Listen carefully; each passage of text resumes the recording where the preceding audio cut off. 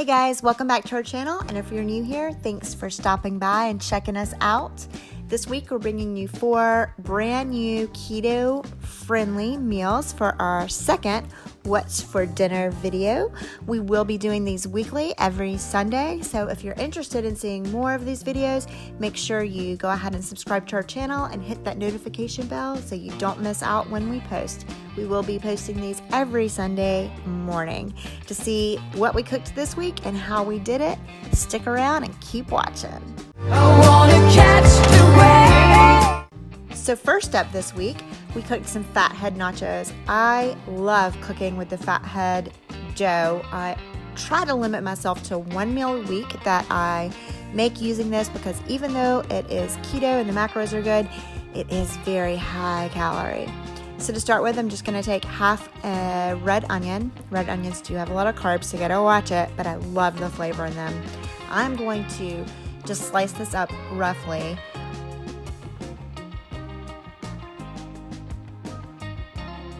Then I'm going to get some olive oil going in a skillet over medium heat and go ahead and add my onion to that. I'm going to cook that up until the onion just gets a little bit translucent. And then I'm going to go ahead and add a pound of hamburger meat to this. Ground beef. This is the 88% lean, which is just what Costco sells, so that's what I have. I'm gonna keep cooking this down until the hamburger meat is browned. I did go ahead also and add some salt and pepper to this. I don't know if I show you guys that, but I always add salt and pepper to everything. After that gets browned all the way, I'm going to add some chili powder. The interesting thing about this recipe is it tastes more like a Tex-Mex style nacho sauce and not as much like that taco-y cumin-based sauce. So I'm just adding about, I think this is a 14.5 ounce can of tomatoes. I added it with the juice and all. And I did add a half a teaspoon of chili powder to this, and now I'm adding a tablespoon of tomato paste. And then I'm just going to continue cooking this down and simmering it until those tomatoes get smaller. And while that continues cooking, we're going to get started on our fathead dough and chips. This part took the longest, but really it's not as complicated as it looks. So to start with, I went ahead and put my mozzarella cheese in a bowl. This is like 1 3/4 cups, and then 3/4 cup of almond flour, and mix that together. And I added 2 tablespoons of cream cheese to that, and I'm gonna mix it up a little bit and then just microwave the whole thing for a minute.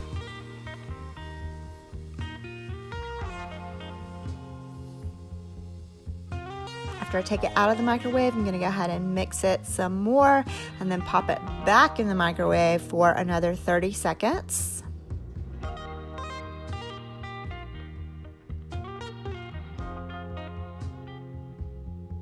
And when you take it out this time, you can see it's nice and doughy. So I'm going to stir it up and then add an egg. Just a little bit, like a pinch or so of salt, a teaspoon of cumin, a teaspoon of coriander, and a pinch of chili powder. And I just have all of that mixed together in this little prep cup. And then I'm just gonna mix this up until it is all incorporated and a really good texture.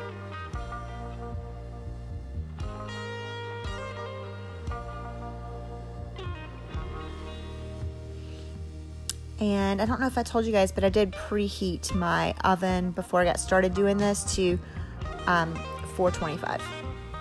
So I'm gonna get a piece of parchment paper and just put the dough out on that and cover it with another piece of parchment paper. And I'm gonna use a rolling pin. If you don't have a rolling pin, you could even use a tin can. Just something to try to roll this out to a rectangular shape to fit onto a big cookie sheet. And you do want to get this as thin as you can. I was in a hurry making dinner this night, and I got some pieces a lot thinner than others.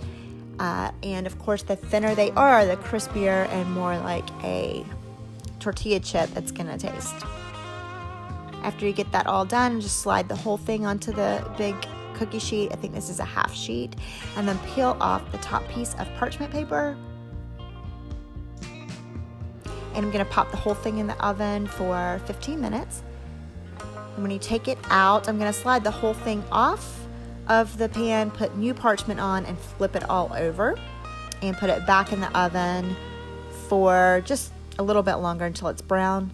Pull it back out, and now I'm just going to use a pizza slicer to slice it up into little tortilla chips. I started out doing triangles, and then, some of mine were rectangles, some of mine were just bits and pieces. It doesn't have to be pretty. After you get it sliced up how you want, pop it back in for 5 minutes to crisp them up all the way, and then you just arrange them on your plate and start topping them. I topped this plate, my husband and I actually split, and I topped it with lots and lots of meat sauce. To that, I went ahead and added a first layer of cheese. This is like a taco blend. Then some holy moly guacamole. I also get this in big boxes at Costco. And some sour cream. And for my husband, I put salsa in the middle, but I didn't really eat that because I'm more careful with my keto and I'm watching the tomato intake. But I love the Taco Bell hot sauce. So I did sprinkle a generous amount of that on there and topped it with more cheese. Guys, these are so delicious. I made my toddler little individual ones, and she also enjoyed them. This was my husband's favorite meal of the week. Up next, I roasted a whole chicken and made some Cajun cauliflower rice on the side to go with it. So, to start with, pull out that Tony's Creole seasoning. It's so delicious. And I just separated it into 2 containers, about a tablespoon each. Just got a little oval baking dish. This is about a 4-pound chicken. I buy these in 2 packs from Costco for like next to nothing. They're so freaking cheap, guys. I did check and make sure it didn't have any giblets in it. Got it in my pan. Make sure you wash your hands real good before you start grabbing those seasoning. And even though the Tony seasoning has salt mixed into it, I go ahead and put a generous amount of sea salt on the skin because I like my skin on my chicken to be nice and crispy and salty. Also, again, like I said, I put black pepper on everything as well. And now I'm going to just separate the skin a little from the chicken breast, and I'm going to actually stuff that Creole seasoning, pack it in between the skin and the meat. The recipe for this by Kendra Holly from Peace, Love, and Low Carb. She's awesome. She actually uses an injection, but I didn't do that. Then after I do that, I do a dry rub of the Cajun seasoning over the whole chicken. I also even do like the inside of the cavity a little bit. And then I flip it over and do the back side too.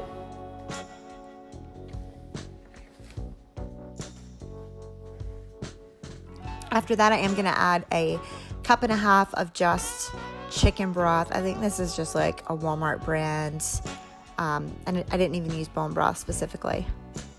I popped that in the oven for 45 minutes. Had to get my toddler out so I could open it and baste it.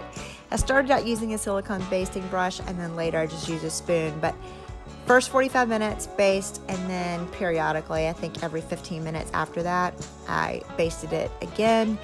I cooked it for probably another hour after that. Here we are. I'm using the leftover red onion from the recipe I made earlier in the week. I'm doing just a rough chop into chunks for this because I am going to use a chopper to finish these off. I'm also going to rough chop a small red bell pepper, yellow bell pepper, and a green one. So I'm just getting the pieces into manageable sizes to put into the little mini chopper. This mini chopper my aunt actually bought me 20 years ago, and it is a little Black & Decker one. I'll try to find one and link it down below. It still works like a charm. It's such a great product. So I'm going to do all the peppers first and put them into a separate container, and then I'm going to do the onions last just because we're going to be using those first in the recipe. So once I have all of those done, I'm going to get a kind of a large saucepan. over medium heat, and I'm just adding a little bit of olive oil to the pan, and then I'm gonna add those onions straight in and cook those up until they get a little brown. And then I'm gonna add 3 teaspoons of minced garlic to that and continue cooking that until that garlic's fragrant. I added 8 cups of cauliflower rice. I did thaw it out a little bit, but not much before I added it. And then I'm just gonna incorporate that and cook it for about 15 minutes. After that, I'm gonna add I did a tablespoon and 2 teaspoons of the Creole seasoning. Because I put so much of that in this and broth that I'm adding right now, a cup of chicken broth I just added to that. I didn't add any additional salt or pepper to the rice because I didn't want it to be too spicy. So then I cooked that for another 15 minutes until it kind of reduced down some, and then added the peppers, and then I'm gonna keep simmering and cooking that up for another 15 minutes. You just kind of have to judge it. And there you go. This was so delicious. Of course, the cauliflower rice was too spicy for the girls, so I made them some kids mac and cheese on the side and just didn't give them any of the chicken skin, and they ate it up. It was so delicious and such a good comfort food. Next up this week, this was probably the most simple meal, just some salmon and broccoli. For this salmon, I did put herbs on it basically to give it some good flavor, but I just thawed out some keto salmon fillets. I also buy these at Costco in a big bag, love them. Got a little baking dish, preheated my oven to 375, and went ahead and put a little bit of avocado oil in the bottom of my baking dish. Then I just put the fillets in there. I only had about a splash of lemon juice in here, just a tiny bit on each of them. Then I put some more avocado oil on top and rubbed that in, all of those good healthy fats. Sea salt, pepper, and then a little onion powder. And then to give it the flavor, I used dill. Just, I don't know, a moderate amount of dill, and then heavy-handed with some tarragon.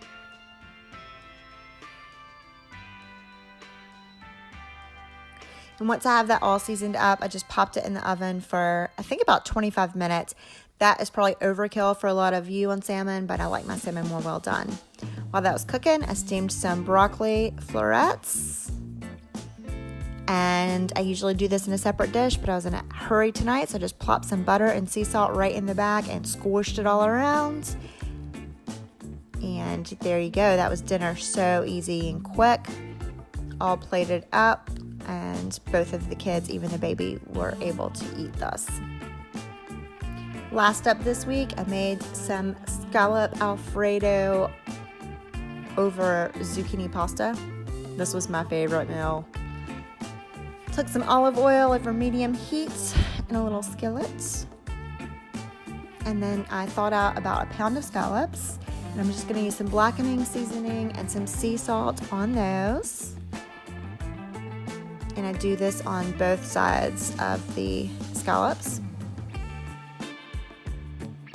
And then I'm just going to add them to the olive oil. And I seared them for probably no longer than 2 minutes on each side.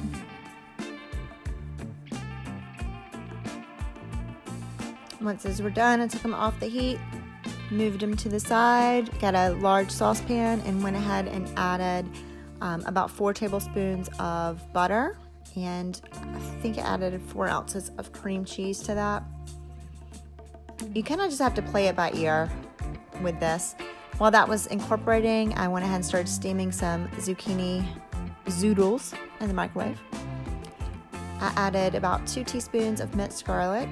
I keep a big jar of that in the fridge. And a cup of heavy whipping cream. And just kept cooking that down. And then I added, this is a 1/4 cup of grated parm. And then I probably had like another 1/4 cup in the container still. And I just dumped all the rest of that in there. You will have to play around with this and add more or less Parmesan cheese to get the sauce to the consistency you want. Now I'm going to add a big handful of actual shredded parm to the sauce. You're gonna want to taste this, make sure, of course, added salt and pepper, whisk it, keep messing around with it till you get the right consistency, but it doesn't take but like 10 minutes to put the sauce together. Then I just added the scallops and their juice because I wanted the flavor back to the pot. Of course, this changed the consistency of my sauce, and I had to go back and add some more parm to, thicken it back up. I cooked that down for just a little bit to try to reduce it some. And then to plate it up, I just put some zucchini zoodles in a dish, some sauce and scallops. Topped it with a little Old Bay seasoning and some more shredded Parmesan cheese. And this is one of my absolute favorite meals. It is on the expensive side, but I probably make it once every other month. So there you go, guys. That is our What's for Dinner video for this week. If you liked it, please give it a thumbs up. Makes me so happy. Comment down below any ideas for future meals and subscribe to our channel. Make sure to hit the notification bell so you don't miss next week's video. See you then, guys. Bye. I want it all. I had a feeling, but the feeling is all gone. Wait, hold on.